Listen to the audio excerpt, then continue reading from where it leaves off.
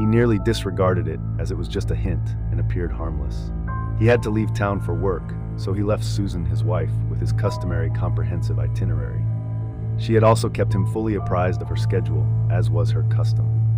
After being together for so long, it was second nature. By 1:10 on Thursday morning, the parties he had been negotiating with signed the contract, and he was whisked away to handle a problem at one of their East Coast sites. The agreement had suddenly fallen into place. An upbeat, amiable guy who never stopped smiling, Early was the company's go-to negotiator and troubleshooter. While travels like this one weren't regular, they did arise multiple times a year for business. The planned conclusion of this week-long trip fell on the past Saturday. His departure from Los Angeles was scheduled for around 9:15 p.m. Susan was advised not to meet him at CCH Airport, as his arrival in Seattle was expected after midnight. Instead, he planned to utilize the airport shuttle for his journey home, reaching his Bellevue residence by 1:30 a.m. Early managed to exchange his plane tickets at LAX and boarded the jet by 1. He called Susan using the in-flight phone to inform her of his return later that afternoon, only to find out she was already at work. After retrieving her number from her briefcase, he proceeded to attempt to contact her at her place of employment. "How may I be of service to you?" Jensen, Sharon, and Anderson asked the receptionist who had welcomed him. Before anything else, Early wanted to know where Jennifer was. Jennifer worked as the personal secretary for Susan. Her desk was the frequent recipient of his calls. "Would you like me to assist you?" "Mrs. Conroy's secretary is unavailable today and tomorrow," the bubbly receptionist replied. "Oh well, can I speak to Mrs. Conroy then?" he said. "Mrs. Conroy, she's, who can I tell her called?" responded the slightly agitated receptionist. "Please patch me through. This is her husband," he pleaded. "Oh, Mrs. Conroy is currently quite busy. I'm not sure when she will be available. Would it be okay if I left her a message?" After giving it some consideration, Early said, "No, I'll speak to her at home tonight. Just tell her I called," and this ended the call. It took him half an hour more to figure out what was odd about the call. Before last night's phone call, Susan assured him that she would spend the entire day at the office. However, she might have been engrossed in a client or legal matter and unable to be distracted. Having Jennifer not be there was the true irritant. Jennifer was required by Susan to work the same hours as herself. When Early looked into it, the only instances when Jennifer was absent from the office during Susan's shift were when Susan was sick with the flu, and the rare occasions when Jennifer was away for personal reasons. The jet touched down in Seattle promptly at around 6:35 p.m., and he was swiftly taken to his house. To his surprise, neither Susan nor the house was illuminated. Typically, by 6 in the evening, his wife would have been home. Upon arriving home in the morning, he unpacked and placed his soiled clothes in the hamper, changing into fresh attire. Since Susan was not yet home by 8, he prepared himself a grilled cheese sandwich for dinner. Sitting in front of the television, he anxiously awaited Susan's return. Concerned that something might have happened to her on her way back from work, he began to worry. However, he reasoned that if there had been an accident, someone would have notified the residents. In the event that he wasn't there, a message would have been left. He couldn't sit still from thinking about Susan and started pacing the floor. She was not available when he tried to reach her by cell phone, probably he considered, because the phone was turned off. If you enjoyed this video, consider liking my video. I wonder why she would have turned it off. The suspicion that something was very wrong had intensified by the time his personal cell phone rang at 9:20. He picked it up and discovered Susan on the other side. The first words that came out of her mouth were, "Early, I was beginning to wonder if something had gone wrong." She appeared anxious. "I called your hotel as usual after eating dinner, and they told me you had checked out. Are you all right?" "Yeah, actually, it's only a little shift in strategy," he said. "Where are you?" "I'm home. Just finished cleaning up the kitchen. It's been lonely around here tonight." "Will you be home Sunday as scheduled? And where are you staying?" As he spoke into the eerily dark kitchen, he assured the caller that he would be available all day Sunday at his home. The negotiations had been relocated to the company headquarters earlier in the day, and they could contact him on his cell. Dishes from his impromptu dinner were stacked in the sink, and there was no sign of his wife. "Anything unusual come up today? I tried to get you at the office this afternoon." Oh no, nothing out of the ordinary. I was probably involved with John Snare back then."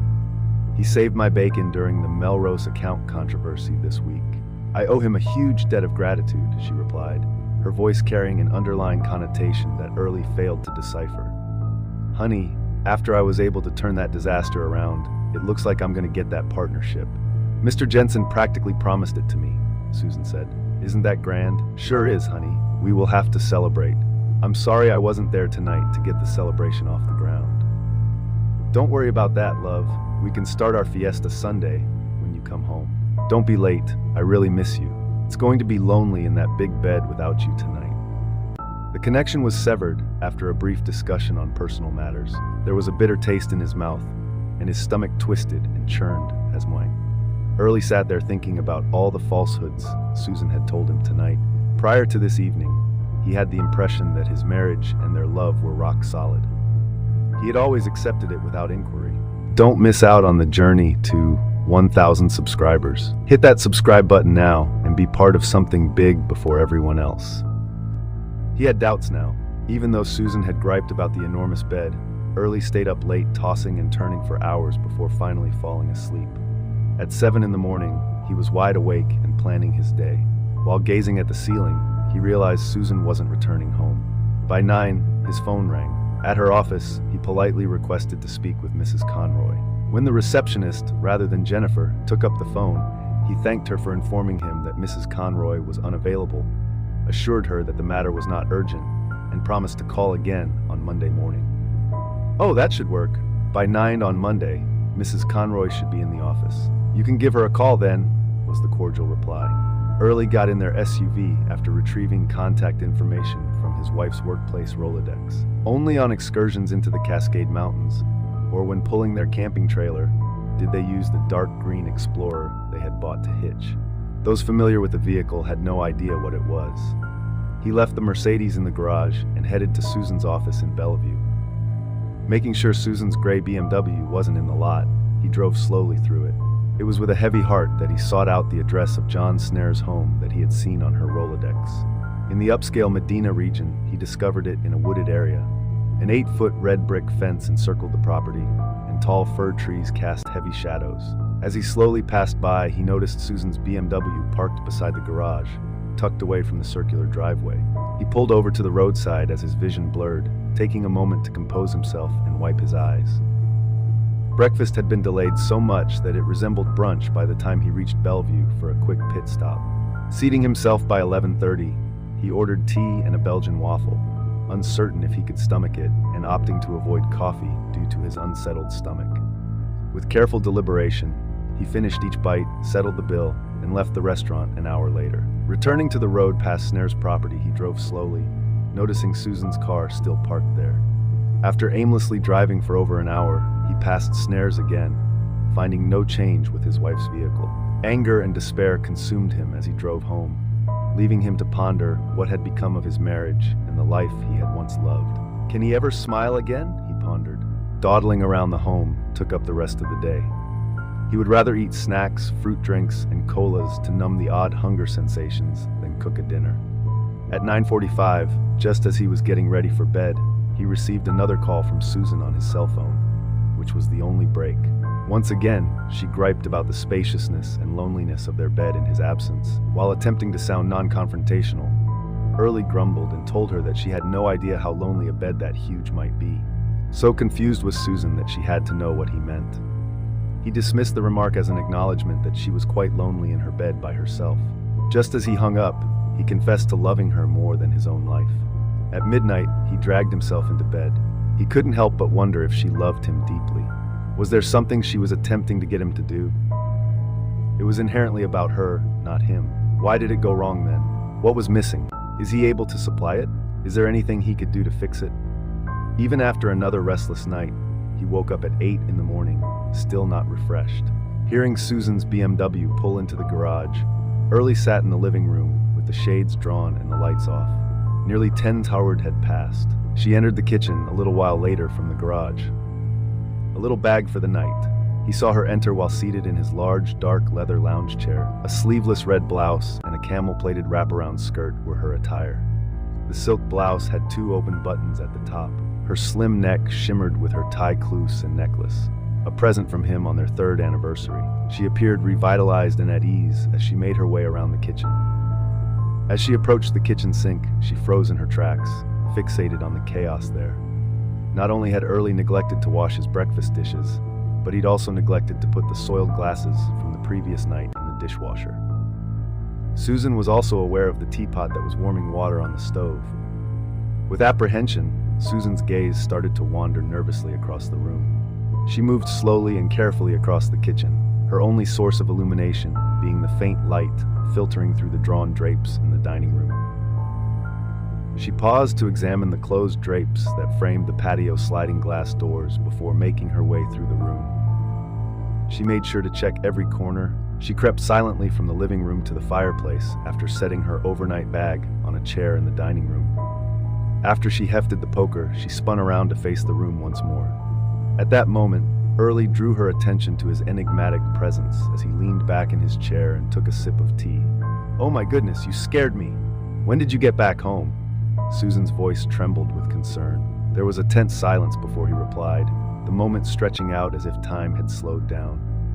"Just a couple of days," he answered, his usually lively tone drained of energy. Susan sank into the wingback chair opposite him, the blue and white stripes blurring as her knees weakened. She was stunned into stillness. "Why didn't you let me know? Why didn't you call? Where have you been staying?"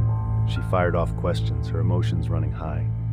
"I tried calling on Thursday afternoon. You weren't home, and you weren't at the office. Jennifer wasn't there either," he responded, his voice heavy with emotion. He continued to sip his tea, letting the silence hang in the air before adding, "I was right here when you called. Spent the night in that big, empty bed you always talked about." Outside, the scent of Sunday warmed the pavement, while the distant sound of children's voices carried on the breeze, a stark contrast to the tension inside. The barking of one of their dogs filled the air. As night fell, the living room's blinds and drapes were drawn back. Aside from Susan's choked cries, there were no other sounds. "Did you want to tell me about it, Susan? Can you make me understand what happened?" Early continued in his same lifeless, flat voice as he took another sip of tea. "Somehow, I don't think the bed you were in Thursday and Friday nights was all that lonely." With her head trembling, her hands covering her face, Susan was now openly crying. "Early, I love you. This had nothing to do with you, with us. Please try to understand. This was something I felt I had to do. It had nothing to do with my love for you, with us." "That makes no sense, Susan. How can your cheating on me, colding me, not have a thing to do with us?" "It was something I felt I had to do, Early. I was trying to repay John for what he had done for me. It had nothing to do with the way I feel towards you, with my love for you." Sipping his tea in silence, Early watched his wife until he got up to restock his cup. He approached Susan from the kitchen and asked if she needed anything. Ignoring him, she shook her head in disapproval. She also turned a blind eye as he sat back down. "Well, wife, tell me why you felt what you owed. Sticker warranted breaking your wedding vows to me." "Oh no, he wouldn't do anything like that. He is a very honorable man. What he did was only because he wanted to help me, and he knew I wasn't responsible for the mess things were in. He would never ask for something like that. He didn't expect to get anything from it. So since he wouldn't ask, was too honorable to even suggest you break your vows, why did you volunteer? Is that what I'm hearing? What am I missing? You're making this all sound so tawdry. It wasn't like that. It was something he deserved. I keep telling you it had nothing to do with you and me, with us. Is it something I've done? Some problem with me that led to this?" Susan was nearly yelling now. "No, I keep telling you it had nothing to do with you. I had to do something to thank him for what he did for me. When he helped me with Melrose, he did it for both you and me. His help will benefit both of us. This wasn't for me. It was for him, and it had nothing to do with my love for you. Since you are so upset that my description of your tryst sounds tawdry and slimy, does this mean it was beautiful to you?" he asked slowly and painfully after a moment of consideration. Once more, the hush was broken by Early. "Remember, Susan, how I've always promised you that I'm yours, and you've always assured me that you're mine? You've told me that many times, usually without my asking. Do you remember when I told you that I thought we belonged together? Do you remember that? Early, yes, I do belong to you. This had nothing to do with you, nothing to do with us." "Oh, Susan, how can you say one thing then another so contradictory? Can't you see the contradiction? You gave the one thing that was most important to me. the one thing in the whole world that I felt most proud of, yourself. You gave it to another man, and sitting here, listening to you talk, I am beginning to believe you hold intimacy with yourself of little value. You gave it to a man you say hadn't even asked for it. To hear you talk, I am beginning to think you had to beg him to take it. Then you make it sound like it was completely unrelated to me. But it didn't mean anything, Early. I'm still all here. Nothing in me has changed. I love you totally. I am yours, Susan cried. Everything we go through shapes us. You had a brief stint in another man's bed. Early paused, his voice quivering as he spoke to Susan. You were doing things, intimate things, with another man, things that should only be shared with someone you love. He questioned with a sob. How many nights were you with him, Susan? Was it only those two? How many more were there? After regaining his emotional composure, he spoke again, breaking a long silence. His words were once again devoid of any emotion. And yet, Susan, I can't help but wonder, how many other men are deserving of what rightfully belongs to me? You tell me you're mine, and then you give yourself away so easily. Susan shook her head in denial at Early's words. Her body trembling with sobs, slumping her shoulders, she crossed her arms over her face, her knees drawing up and her hair falling forward to conceal her features. She seemed to shrink into herself. As the hours ticked by, the man sat in silent contemplation in his chair, while his wife remained hidden in the chair opposite him. The only sounds were those emanating from the outside world, where the neighborhood was basking in the sunshine and enjoying a peaceful Sunday. Until the muted noon strike of the mantel clock, the only sound emanating from the room was Susan's weeping. Susan, I don't know where we are going. I swear I love you as much now as I did Sunday as I was leaving for Los Angeles. But I don't know where we are. You keep telling me that your betrayal has nothing to do with me. You don't understand what you have done. My trust in you is gone, and I don't know how I can get it back, what you could do to earn it back. After a while, Early went on. If you suggest I go out and cheat on you, that would balance the scales. We are through. First, if you have so little interest in my fidelity, it tells me how cheap you hold fidelity. Second, two wrongs do not make a right. Two wrongs are twice as bad as one. Gradually, he stood up from his seat, placed the empty teacup on the hearth of the fireplace, and made his way to the dining room. He pulled back the shades to see their sunny, spotless backyard. His voice became so low that she had to strain to make out what he was saying. Susan, I want to shake you so hard your teeth rattle.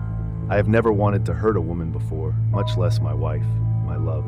It would be a very bad idea if I were to meet John Snare now. Despite your implication that it was you that seduced him. Susan made a slight noise, possibly denying that she caught John's attention. He went on, you tell me this was not his idea, just to toss another little problem at you. Now that he has tasted your fruits, given to him with no effort on his part, isn't he going to expect those fruits will be available to him later? No matter what you explain to him, he now has to consider you easy. When he talked over Susan, her resistance was abruptly ended. Maybe he won't think you are available for anyone, but he will believe you are available to him. To him, you are easy. Over time, he is going to lose a lot of respect and value for you.